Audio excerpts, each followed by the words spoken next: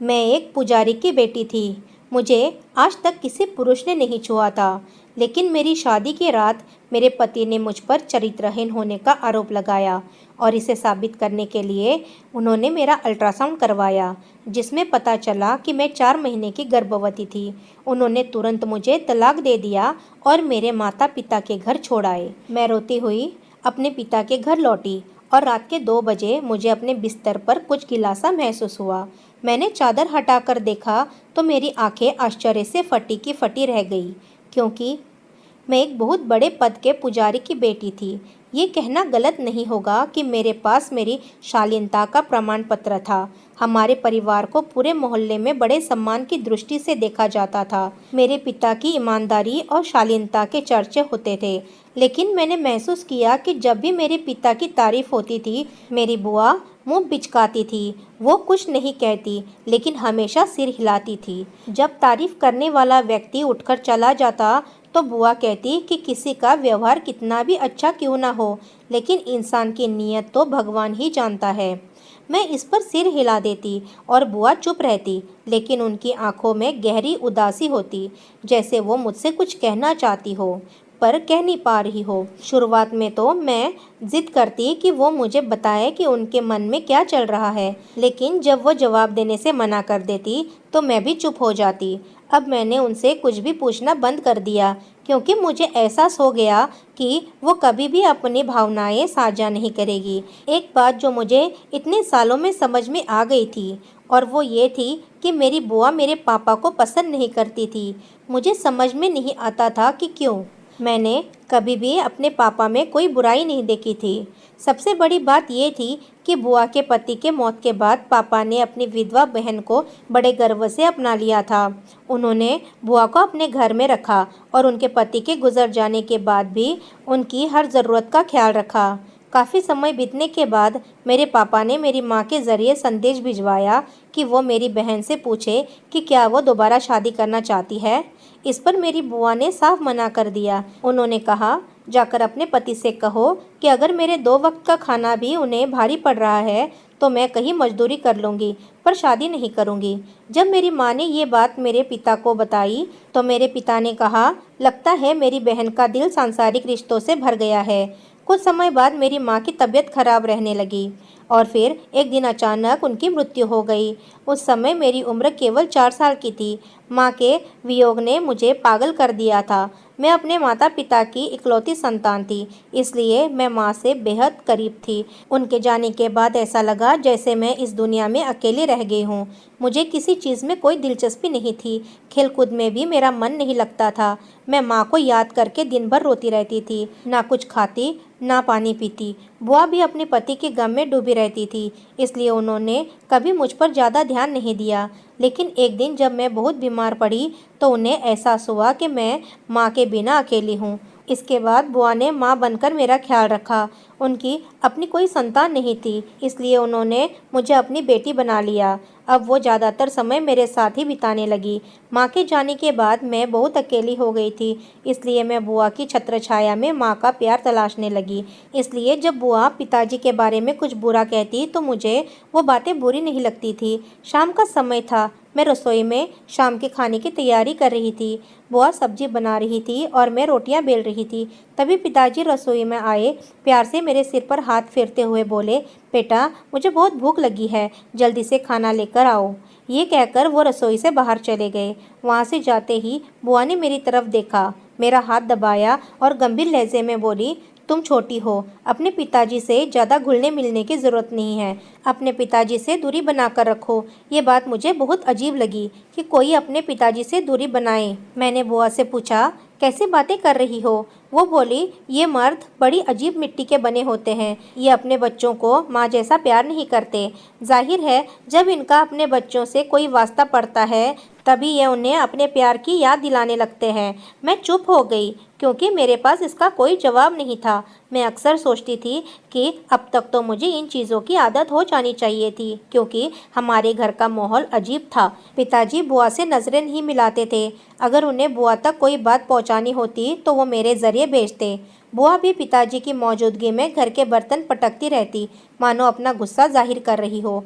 मैंने महसूस किया था कि जब भी बुआ ऐसा करती तो पिताजी घबरा जाते और तुरंत घर से बाहर चले जाते। मुझे अपनी बुआ की हरकतों पर बुरा लगने लगा था। एक दिन मैं खुद पर काबू नहीं रख पाई तो मैंने बुआ से पूछ ही लिया, तुम मेरे पिताजी के साथ ऐसा क्यों करती हो? मेरे पिताजी पूरे दिन घर से बाहर रहते हैं और जैसे ही घर वापस आते हैं तुम अपना गुस्सा दिखाना शुरू कर देती हो। उस पर वो बड़ी ही अजीब तरीके से बोली, तुम्हारे पापा ने मुझे बहुत सताया है। उन्होंने मुझे अपने घर की छत तो दे दी पर मेरी आत्मा को कलंकित कर दिया है। मैं उन्हें माफ़ नहीं कर सकती। इसलिए मैं तुमसे हमेशा यही कहती रहती हूँ कि जितना हो सके उस व्यक्ति से दूर रहो। मैंने कहा, बुआ आप ऐसा क्यों कहती हो? पिता बच्चे के सिर की परछाई होते हैं और बच्चा अपने पिता और माता की परछाई में ही रहता है और आप मुझे इन परछाई से दूर ले जाना चाहती हो।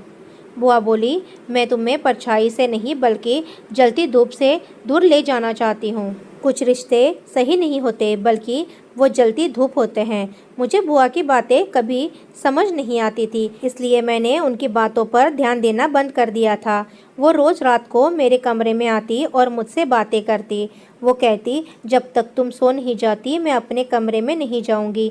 मैं बुआ से कहती कि मैं बड़ी हो गई हूँ, मेरी चिंता मत करो, मैं खुद सो जाऊंगी। तब बुआ कहती, अब तुम बड़ी हो गई हो इसलिए मुझे तुम्हारी चिंता हो रही है। जब तुम सो जाओगी तो मैं उठकर अपने कमरे में चली जाऊंगी। ऐसा रोज़ होता था। आज भी मैं बुआ से बातें करते करते सो गई। शायद रात के 2 बजे होंगे जब मेरी आँख खुली और मैंने पानी पीना चाहा। मैं ये देखकर हैरान रह गई कि आज मेरी साइड टेबल पर पानी नहीं था। ऐसा पहले कभी नहीं हुआ। शायद मैंने कभी रात को आंखें नहीं खोली थी। खैर, मैंने सोचा कि मैं खुद ही किचन में जाकर पानी पी लेती हूँ। जब मैं अपने कमरे से बाहर आई तो ये देखकर मैं हैरान रह गई कि बुआ के कमरे से रोशनी आ रही थी। मुझे लगा कि बुआ इस समय जाग रही हैं। क्या उनकी तबीयत खराब है? इसलिए मैं जल्दी से उनके कमरे की तरफ बढ़ी। दरवाज़ा बंद था लेकिन मुझे अंदर से पिताजी की आवाज़ सुनाई दी।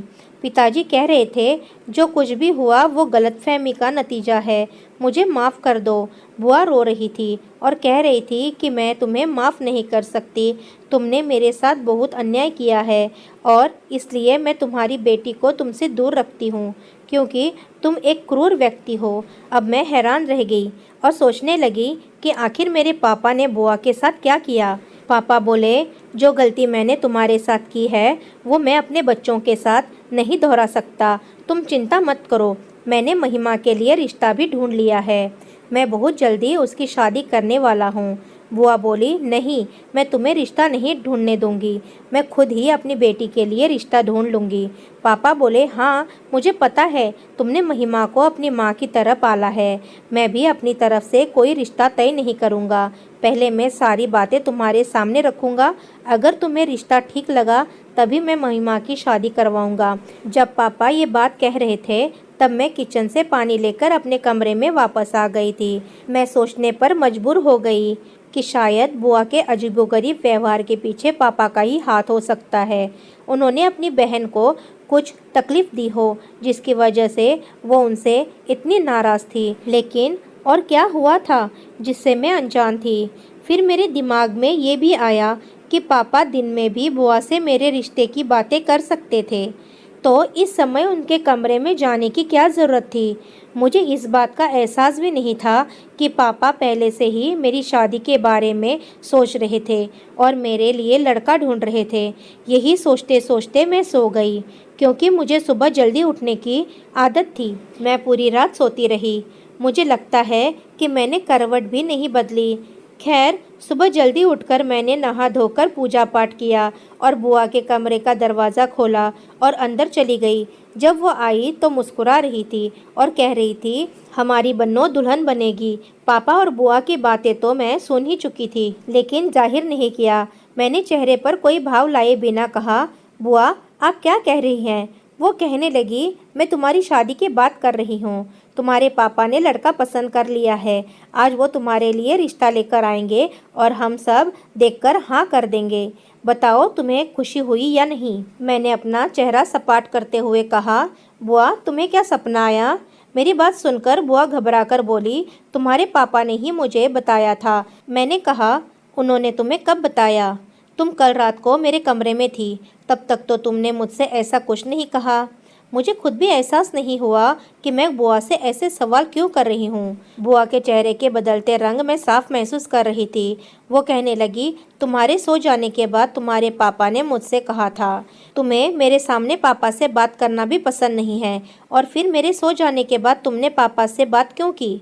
ये सुनते ही मेरी बुआ का चेहरा लाल हो गया। वो बोली, महिमा, तुमने मेरा दिमाग खराब कर दिया है, अब तुम मुझसे बात मत करो। ये कहकर वो चली गई और मैं चुपचाप अपने बिस्तर पर लेट गई। मैं दोपहर को अपने कमरे से बाहर नहीं निकली। लड़के वाले मुझे देखने आ गए। मेरी होने वाली सास मुझे अपने साथ बाहर ले गई और मुझे देखते ही कोसने लगी। मैंने नज़र बचाकर देखा तो पता चला कि मेरा होने वाला पति भी मुझे देखने आया है। जब हमारी नज़रें मिली तो उसने मेरी तरफ मुस्कुराते हुए देखा। उसकी मुस्कुराहट ने मेरे हताश दिल पर जादुई असर किया। मैं समझ चुकी थी कि मुझे लड़का पसंद आ गया है। कुछ देर मेहमान के बैठने के बाद मैं अपने कमरे में वापस आ गई। मेरे लिए समीर का रिश्ता आया था। वो अच्छा इंसान था और मुझे वो पसंद था। किसी तरह कोई आपत्ति नहीं थी। मेहमानों के जाने के बाद बुआ मेरे पास आकर बैठ गई। उन्होंने मेरा हाथ पकड़ लिया और बोली, बताओ तुम्हें लड़का कैसा लगा? क्या तुमने उसे देखा? मैंने सिर हिलाकर हामी भरी। बुआ मुस्कुरा दी। सुबह जब बुआ ने मुझसे मेरी शादी के बारे में बात की तो मैं बहुत परेशान हो गई, पर अब जब मैंने खुद उस लड़के को देख लिया तो मुझे राहत मिली। मैंने बुआ को गले लगा लिया। उनकी आंखों में आंसू थे और उन्होंने कहा, तुम समय पर निकल जाओ और अपने घर चली जाओ तो बेहतर होगा। बुआ की बात सुनकर मैंने कहा, मेरे जाने के बाद तुम्हें पापा के जुल्म से कौन बचाएगा? बुआ और मैं हंसने लगी।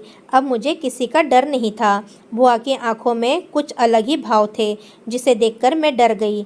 मैं उनकी बातों का मतलब नहीं समझ पा रही थी। तुम अपनी शादी पर ध्यान दो और अपनी खुशियाँ मनाओ। मैं मुस्कुरा दी। मैंने भी सोच लिया कि जब मैं शादी के बाद पहली बार घर लौटूंगी तो बुआ से उनकी ज़िंदगी की हर रात के बारे में बात करूंगी और जानने की कोशिश करूंगी। लड़के के घर वालों ने मुझसे 1 हफ्ते के भीतर शादी की तारीख पक्की करने को कहा। मैं सोच रही थी कि वो इतनी जल्दी क्यों कर रहे हैं, पर बुआ बहुत खुश थी। महिमा, समीर बहुत अच्छा लड़का है और उसके घर वाले भी बहुत अच्छे हैं। तुम्हें जल्दी से जल्दी विदा लेकर उनके घर चले जाना चाहिए। कहीं ऐसा न हो कि रिश्ते में कोई दिक्कत आ जाए।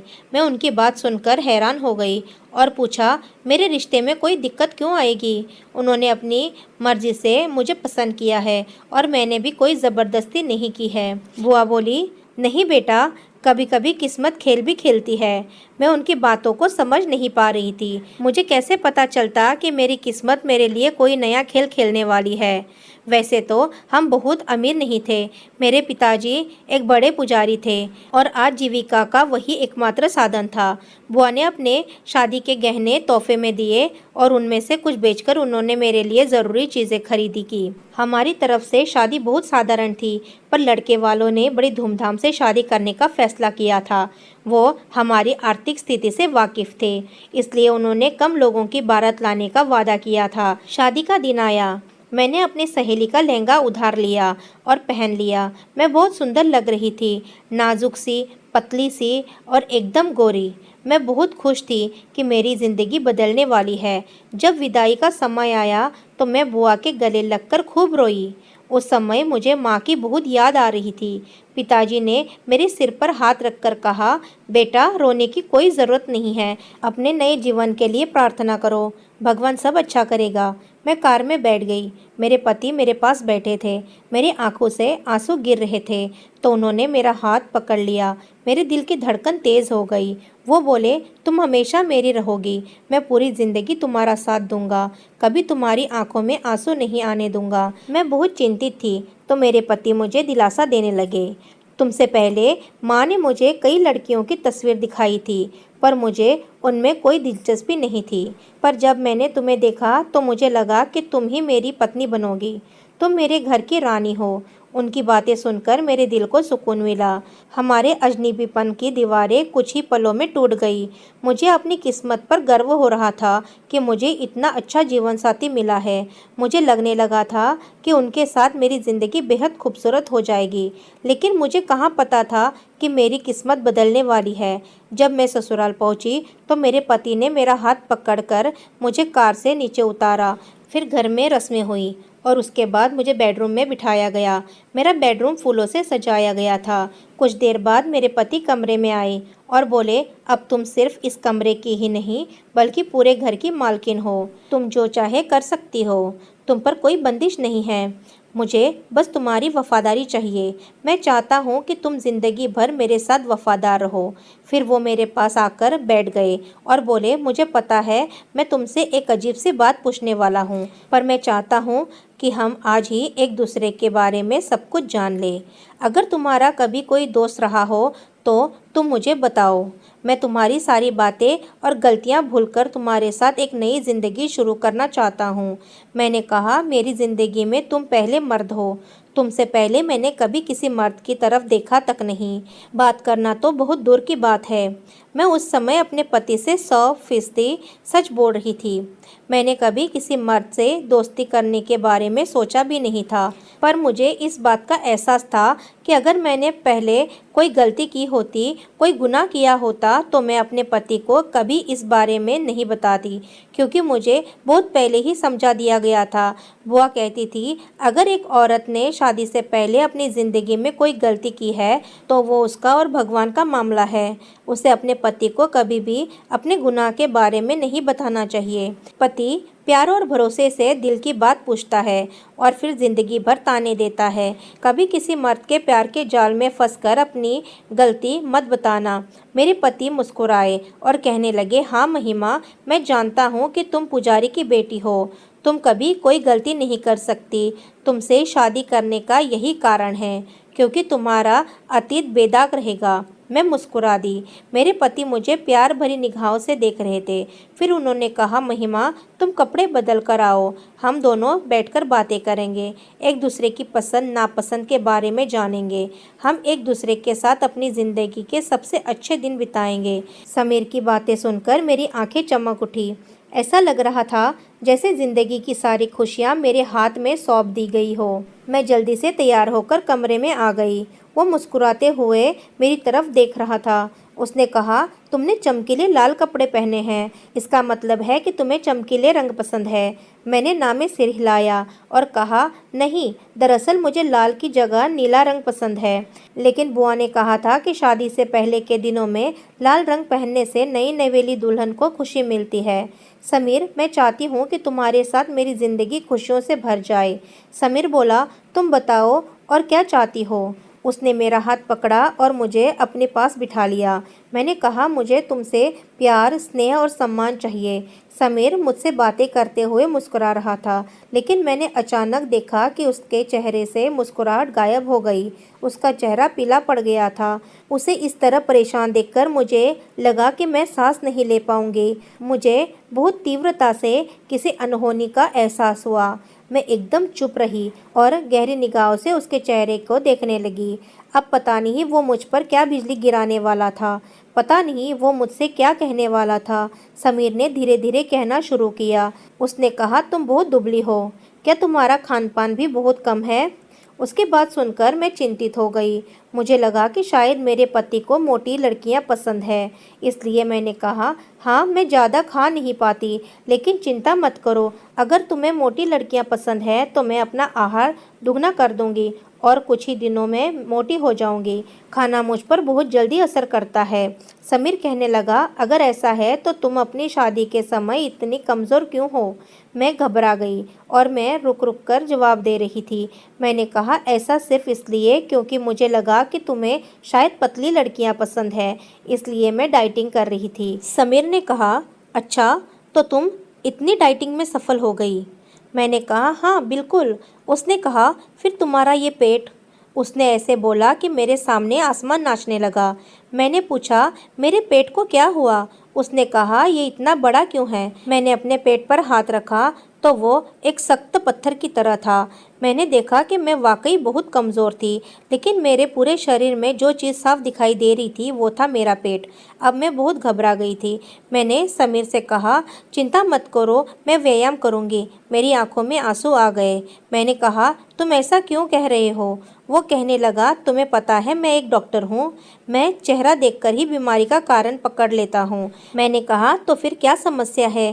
क्या मुझे कोई बीमारी हो गई है? समीर ने ना में सिर हिलाया और मुझे गहरा झटका दिया।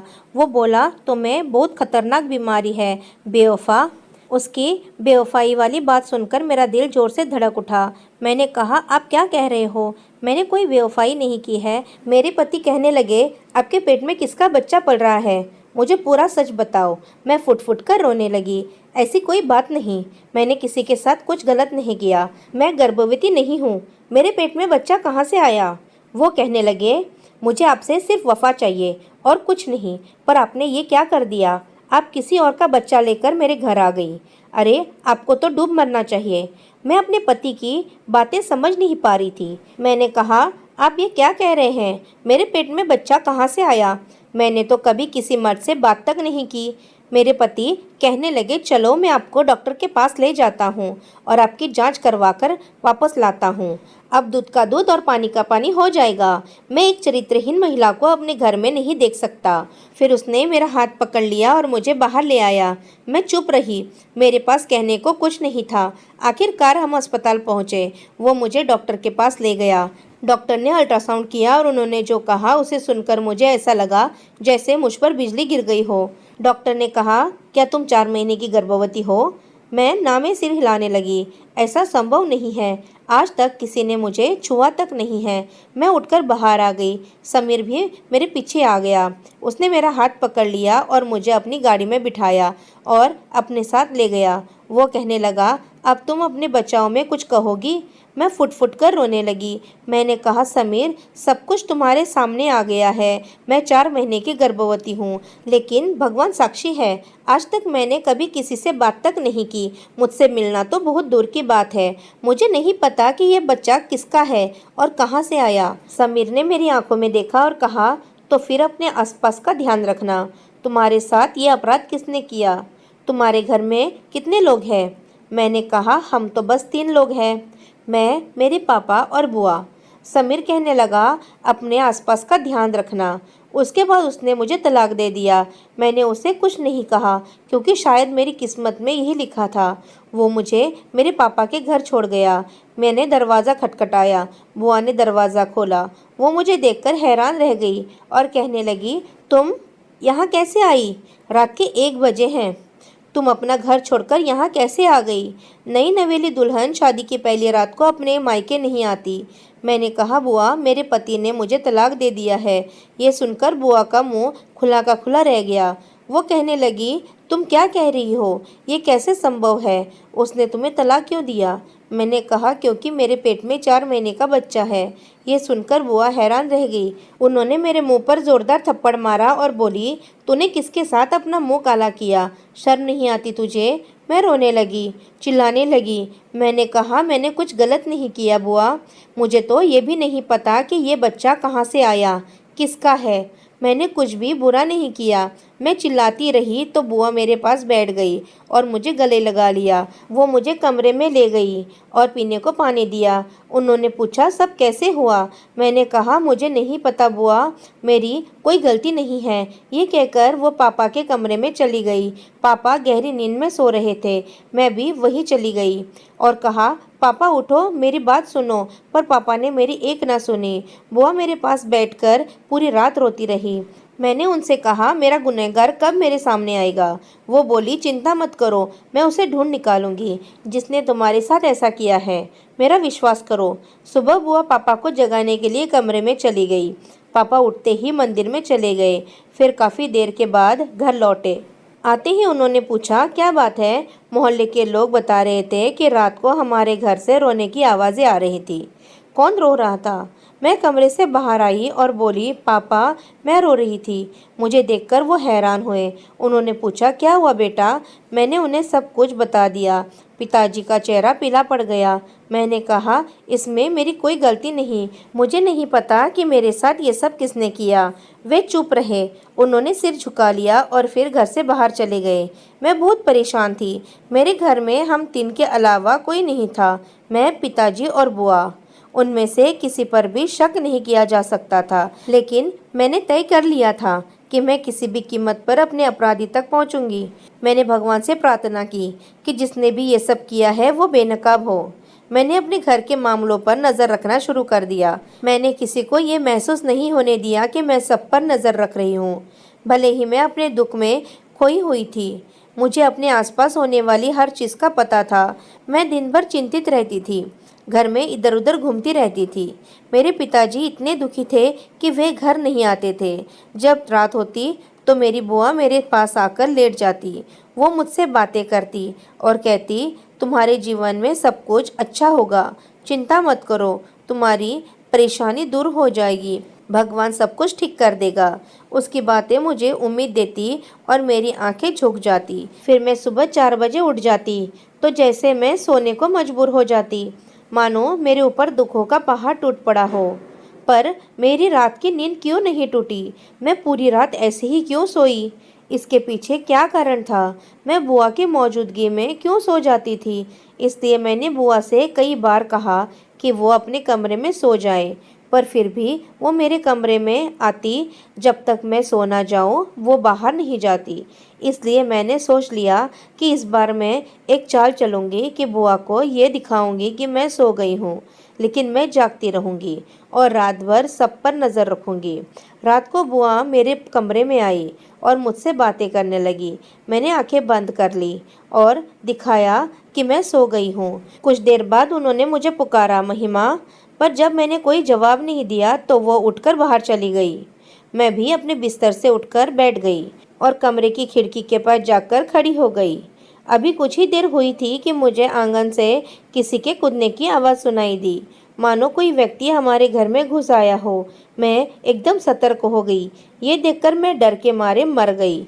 एक युवक मेरे घर में घुस आया था। उसने इधर उधर देखा और फिर मेरी बुआ के कमरे की तरफ चला गया। ये देखकर मेरी जान कांप उठी कि कहीं वो मेरी बुआ को कोई नुकसान न पहुंचा दे। मैं भी चुपचाप कदमों से वहां पहुंच गई। वो लड़का मेरी बुआ के कमरे में था। मैंने आगे बढ़कर खिड़की से देखा कि वो लड़का मेरी बुआ से बात कर रहा था। ऐसा लग रहा था कि वे दोनों एक दूसरे को पहले से जानते थे और बात करते करते उसने अचानक बुआ के सामने एक कपड़ा रख दिया, जिससे बुआ गहरी नींद में सो गई। फिर वह बोला, बुढ़िया, तू क्या सोचती है? मैं तेरे कारण यहाँ आता हूँ? तू गलत सोचती है। मुझे तुमसे क्या मतलब?